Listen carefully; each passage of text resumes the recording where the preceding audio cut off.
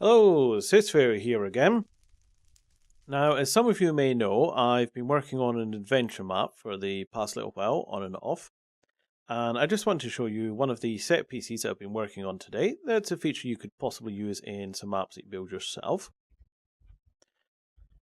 Now, I'm going to mention first off, I'm in the snapshots at the moment, well, the 1.5 pre-release, and I've not updated my custom texture pack as yet for it, so it's not compatible. So this horrible looking default glowstone, if you just imagine that's a lovely light shade of blue, as that's what I'm actually using. So feel free to ignore the colour of that. So here we are. This is going to be the top of a tower. There are ways in it, it's not actually been built yet. But you get sent up here, and just show you. As you can see, no more tower at the moment. And you come round, up the stairs, and this is where you'd be told to go to activate the dimension puncher, or whatever I happen to call it at that point. And this is the interlock for getting into it. So, as you can see, individually they do nothing, but all three of them will open that up. And basically, you're told to go enter it so they can send you through to another dimension. So, we'll just have a look at how it works first, and then we'll talk about how it actually is capable of working. So, let's go.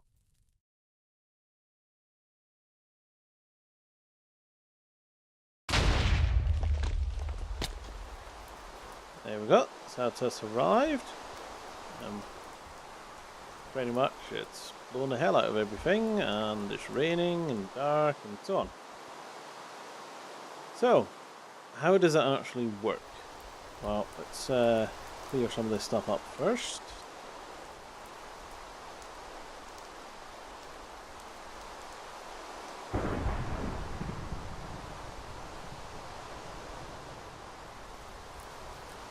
Right, there we go.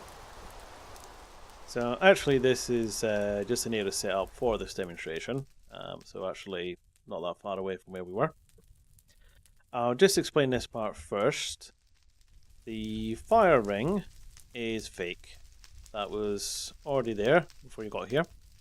And just beneath the surface, roughly where I am at the moment, a mob spawner is set up to spawn a TNT entity with 0 ticks, so the moment it spawns it will explode. And I've just got it set to detect players within 8 radius, and it spawns I think 4 of them at once, so it makes this big hole. Now obviously if you were to come down and hit this land, because you saw I was in survival, if you come down and hit this or the explosions you are going to die. Well, if we head back over the tower, I'll show you how this system works. Well, if the chunks would actually load. Right, so let's just turn this off. So I've actually got this lovely little clock here set up, running these command blocks, and this is what makes it work. Now obviously this can be a little bit laggy. In single player, it's fine. Multiplayer could cause a problem, but if you just stick this into the area about 17 chunks or so around spawn, and then just teleport people away when they first play the map, it'll run quite happily without any lag. So, what's going on? Well, first off, our clock here is giving an effect command. Now, this is affecting everybody within these coordinates and at a Y of 0, and with a 20 block radius, as you can see here. Some of these commands have got quite a large radius, as the speed that you fall down the tower, it's possible even with the speed of this clock to manage to miss them if the areas are too small. Now what this is giving us is 11, which is for resistance. It's giving it for 20 seconds just to make sure, and level 5, which actually per level reduces damage by 20%, so level 5 you take no damage whatsoever.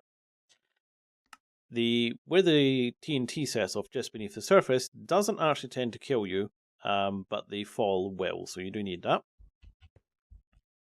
Next up, this one is the teleport. That sets everybody, if you notice, minus 50 on the Y and a radius of 10. That's basically so that when you go down, you actually fall into the void, and if this teleport wasn't there, you would die about minus 60, 70, round about that area, I think. So that's just basically for effect and to scare the hell out of somebody. Last up, we'll have this one. Now this is using the test4 command, which you need at least the snapshots or 1.5 for. So that's just testing, there's anybody within a 20 radius of Y0. So basically from about 20 down to minus 20. And if there's anybody there, it uses comparators and sets these two off.